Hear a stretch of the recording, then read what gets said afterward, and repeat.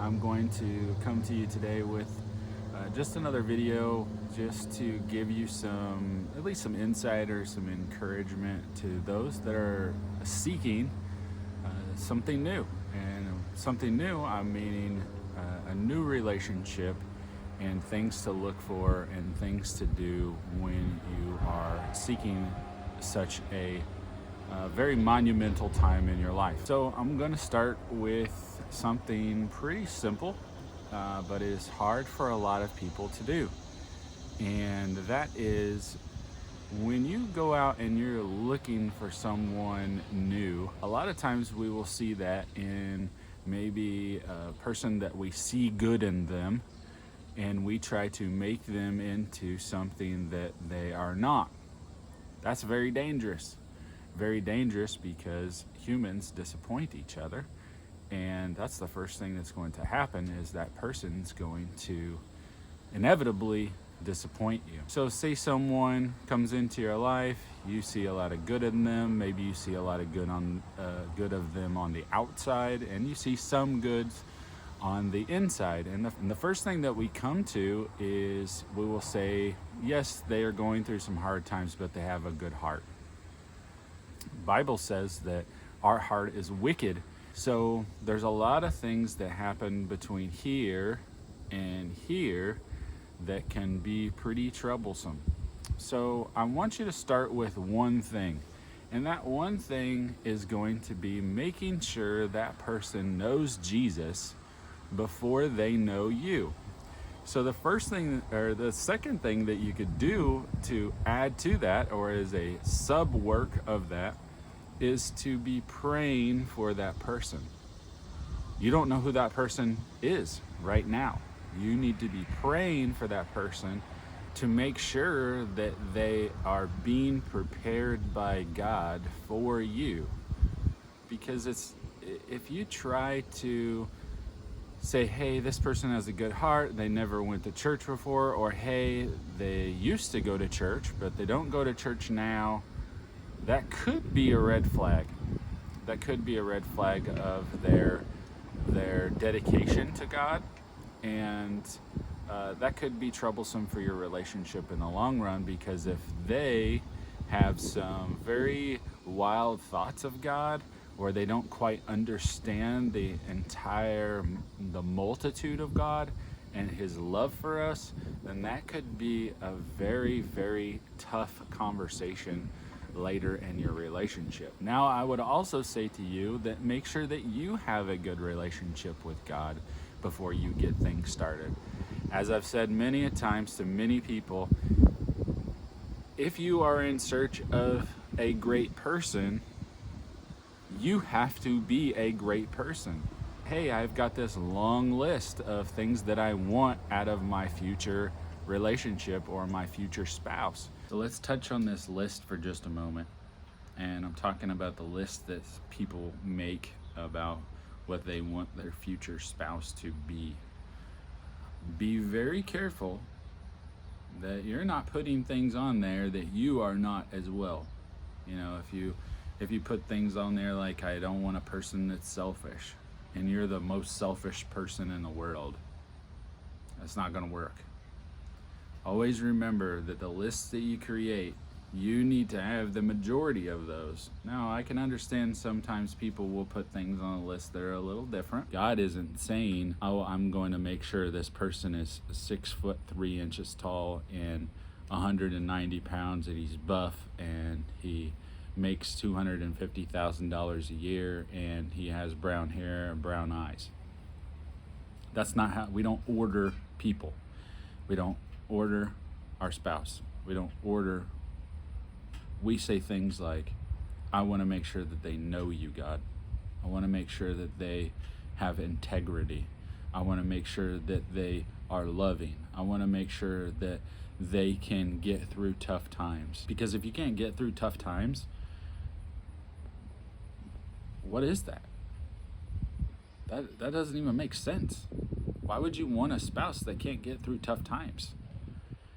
Every time something happens, your spouse flips out. Make that list the fruits of the Spirit. Make those your priorities, and I guarantee you if you can fill that list out, then the person that you meet will also fill that list. Don't be materialistic, because that's not going to mean anything. You need to be able to marry someone that you're willing to be broke with and also be rich with.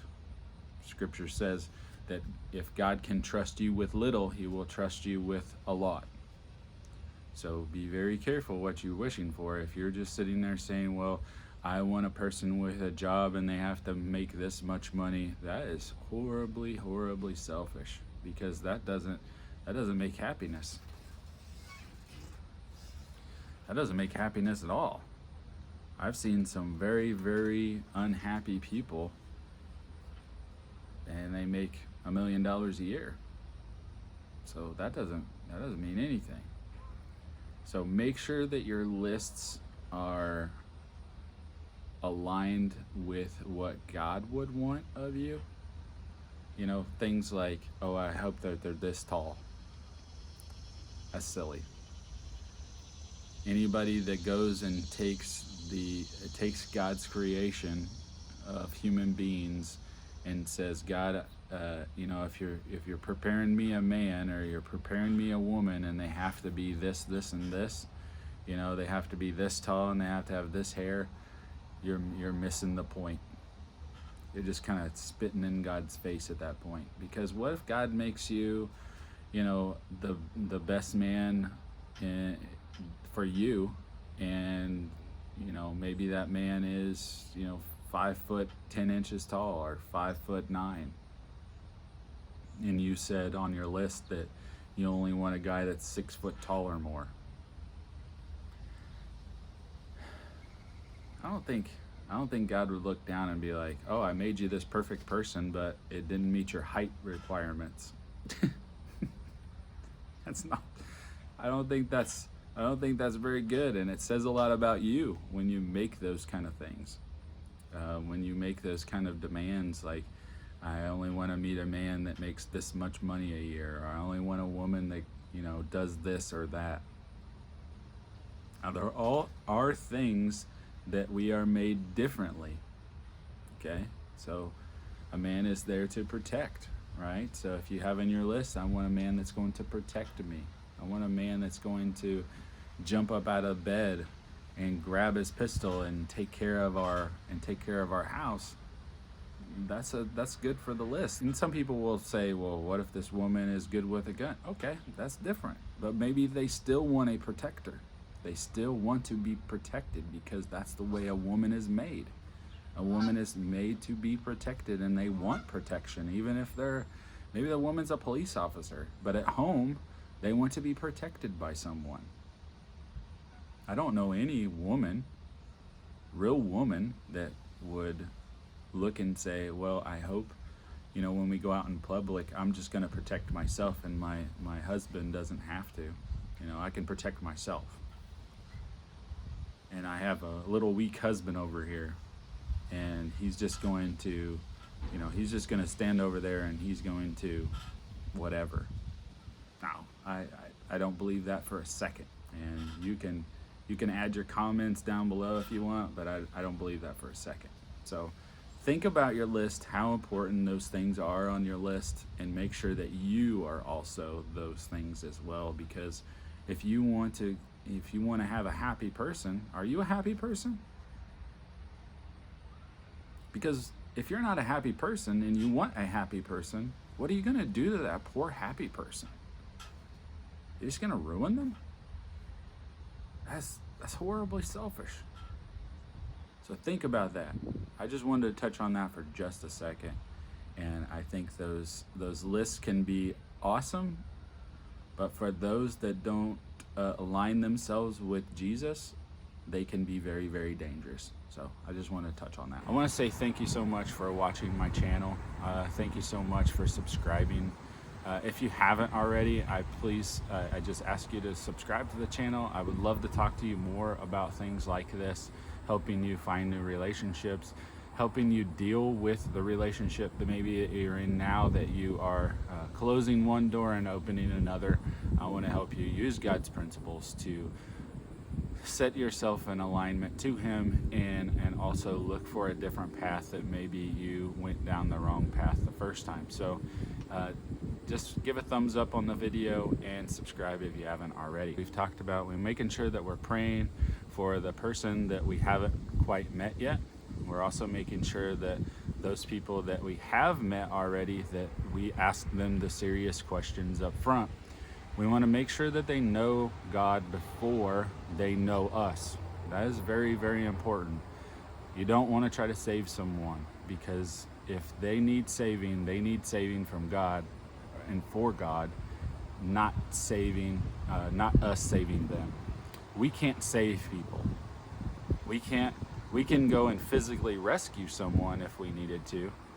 We could, give them money, whatever. There's all kinds of things here on earth that you think you can rescue someone for, but what's inside of us can only be rescued by God. And then the other thing that I will think about is looking at that person and trying to set boundaries of what you can and can't do. I might be talking to someone that is in the midst of a divorce right now. Now, if you're in the midst of a divorce, you really want to make sure that you're not having a relationship.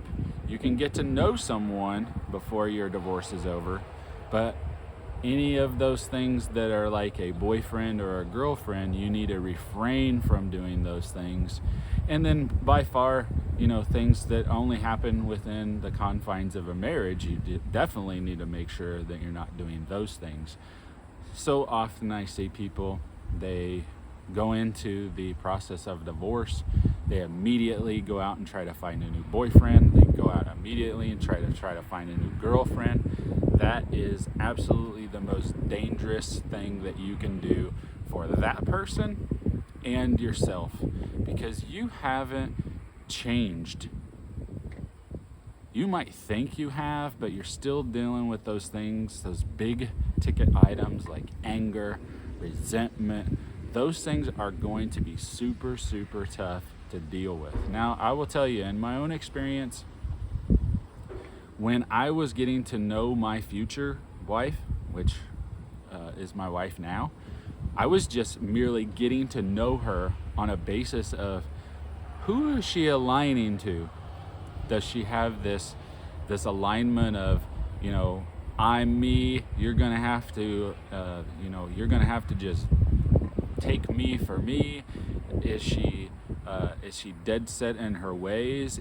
Does she align herself with God? And who is that God?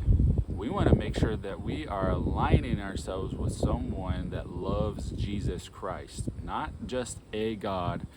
Because if you don't really specify who that God is, you might come to find out down the road that they don't really have an alignment with the true God, and that true God is Jesus.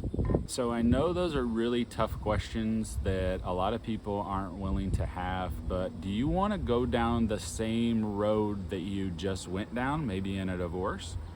Maybe you're a person that has never been married before. And that's okay. I think this is a great video for you.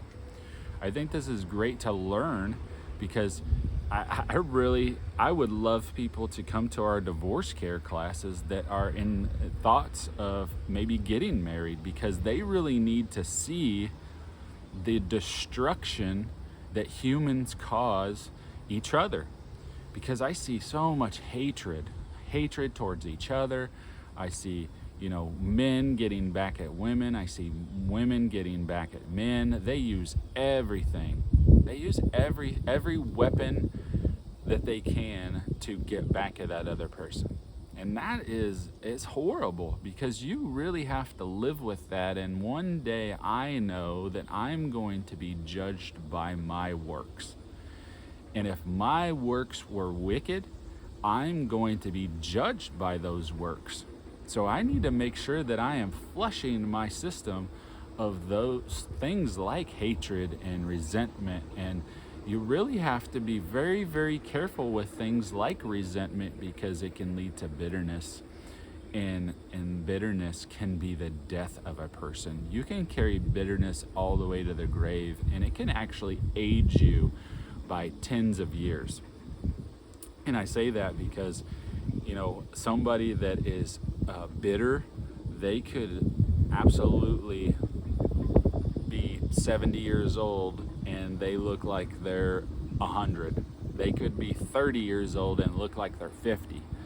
It is a awful, awful thing. And I've seen people healed from bitterness and they look like a completely different person physically, not just because they went in and they healed from the inside, they healed from the inside out. And I've looked at people, they were, their face looked old, it was wrinkled, it was sad, it was mad, all these things, and then they came to Jesus and really know the true character of Jesus, and then I see them months later and they look like a new person. Their skin isn't wrinkled anymore, their eyes don't have that sadness anymore, their mouth doesn't have that anger anymore. You know what that means. You know what I mean when I say that, because you know what an angry person looks like. Maybe you've been looking in the mirror at an angry person for a long time. Maybe you've been looking in the mirror as a bitter person for a long time. But you don't have to. You can give all those things to God and say, God, I can't do this anymore. What's inside of me, I can't do it anymore. Take this burden from me. But you have to ask for it. I can't do it for you. Only you can ask God for that. All of these things go into relationship building, because for you to find a great person, you have to be a great person. And I want you to take these things today, and I hope you learned something. I hope you appreciate maybe the sounds in the background. I know it can be very hard sometimes to hear, and then I got lawnmowers in the background like this. And I hope you have a wonderful rest of your day, and I'll see you very soon. God bless you. I love you, and so does God. Have a great day.